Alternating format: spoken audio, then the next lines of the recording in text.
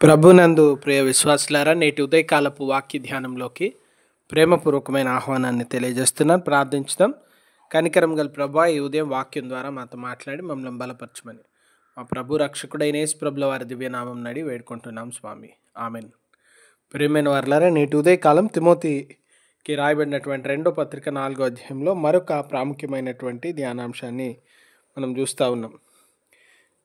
ఇక్కడ మరలా దేవుని వాక్యంలో పౌలు గారు ఏమని హెచ్చరిస్తూ ఉన్నారంటే, ఒక సమయం వచ్చును, ఆ సమయమందు జనులు మంచి వాక్యము నుండి దూరమై వారి చెవులకు అనుకూలమైనటువంటి దురద చెవులు కలవారై వారికి అనుకూలమైన కల్పనా కథల వైపు తిరుగు కాలం వస్తుంది.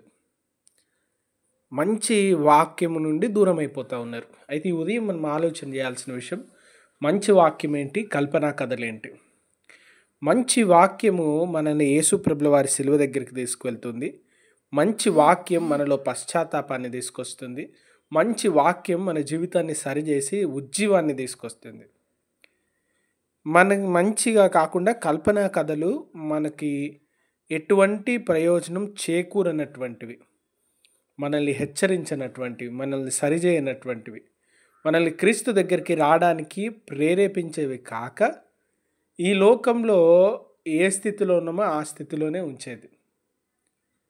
Status quo is dangerous thing in spiritual life. ఉన్న స్థితిలో ఉండడం కాదు, ప్రతిదినం ప్రభువుకి దగ్గరగా ఎదగడం, ప్రతిదినం క్రీస్తులో వర్ధిల్లడం, ప్రతిదినం ఒక నూతన ఆనందం, ప్రతిదినం దేవునితో సంతోషం, ప్రతిదినం దేవునిలో అడుగు వేసుకుంటూ ప్రభు సన్నిధిలో ముందుకు వెళ్ళడం గొప్ప సంతోషకరమైనటువంటి విషయం. దేవునికి దగ్గరగా ప్రభువులో ఆనందించినట్లుగా సంతోషకరమైనటువంటి ఆ క్రైస్తవ అనుభవాన్ని గురించి పౌలు గారు తిమోతిని హెచ్చరిస్తూ ఉన్నారు.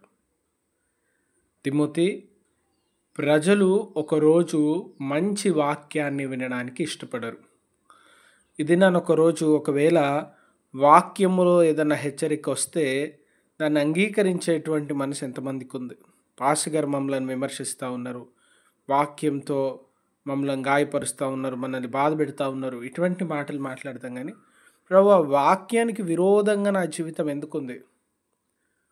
వాక్యానికి ఎందుకు నేను విరోధమైన జీవితము, అనుకూలమైన జీవితం ఎందుకు లేదు? ఎందుకు ఇటువంటి స్థితిలో ఉన్నానో ఆలోచన చేయాలి.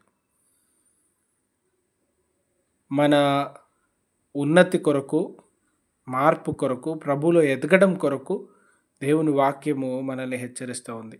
హెచ్చరిక వచ్చిన ప్రతి పర్యాయము హృదయాన్ని కఠినం చేసుకోకూడదు. ఇశ్రాయేలు చేసిన పెద్ద పొరపాటు ఏంటంటే, ఇశ్రాయేలుని దేవుడు నిందించినటువంటి మాట, విననొల్లని జనము, స్టిక్ నెఫ్డ్ పీపుల్, విననొల్లని జనము, వినుటకు ఇష్టపడనటువంటి జనము, కఠినమైన హృదయము, మార్పు నొందడానికి ఇష్టపడలేదు, వారి హృదయాన్ని తెరవడానికి ఇష్టపడలేదు, విశ్వాసంతో చూడడానికి ఇష్టపడలేదు, కఠినంగా తమ హృదయాన్ని మూసుకువేసుకొని బండలాంటి మనసుతో ఉన్నటువంటి వారి వల్ల ఎంతో నష్టం కలిగింది, కానీ వారి వల్ల మేలు కలగలేదు. కనుక ఈ ఉదయము ఎటువంటి మనసు కలిగి ఉన్నాం మనం? దేవుని వాక్యము ఉజ్జీవం వైపు తీసుకెళ్తుందా, పశ్చాత్తాపం వైపు తీసుకెళ్తుందా, మనల్ని సరిచేస్తుందా, లేదా మనకు అనుకూలంగా మన సంఘాలని, సేవకుల్ని మార్చివేస్తూ ఉన్నామా? గతంలో ఒకసారి చెప్పిన ఒక స్నేహితుడు తనకు ఏదో ఆరోగ్య సమస్య వచ్చి డాక్టర్ దగ్గరికి వెళ్తే మొదట చూసిన డాక్టర్ గారు అన్నారంట, సర్జరీ అవసరం అవ్వచ్చండి అన్నారంట. అబ్బా, సర్జరీ అనే మాట నచ్చలేదు.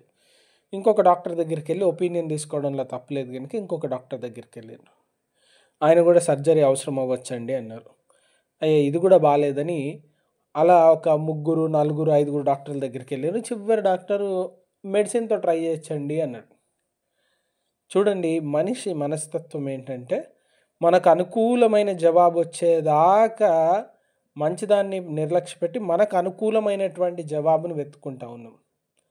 మనకు అనుకూలంగా జవాబు రావడానికి కోరుకోకూడదు, కానీ మనము నిజానికి, సత్యానికి దగ్గరగా రావాలి. సత్యము, నిజము మన జీవితాన్ని పరీక్షిస్తూ ఉంది. నేనే సత్యమై ఉన్నానన్న తండ్రి మన జీవితాల్లో ఆ సత్యాన్ని వెతుకుతూ ఉన్నారు. ఆయన పరిశుద్ధుడై ఉన్నాడు, మనల్ని పరిశుద్ధులుగా జీవించాలని పిలుస్తూ ఉన్నాడు. కనుక ఈ లోకంలో వ్యర్థమైన వాటి నుంచి దూరం అవ్వాలి. మన జీవితం ప్రభువుకి దగ్గరగా ఉండాలి. ప్రభువుకి దగ్గరగా ఉండడానికి మన మనసును ఆయత్తపరచుకోవాలి. దేవునికి వ్యతిరేకమైన తలంపులు, ఆలోచనలు మన హృదయాల్లో వస్తుంటే వాటిని కడిగి వేసుకోవాలి.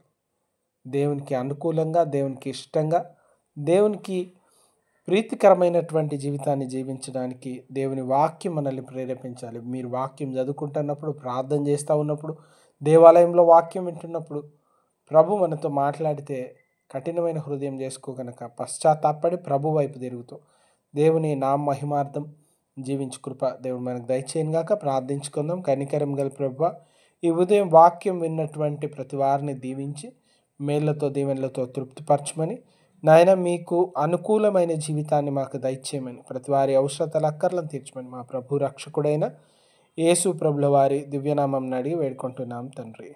Amen. God bless you all. దేవుడు మిమ్మల్ని దీవించి మేళ్లతో తృప్తిపరచును గాక.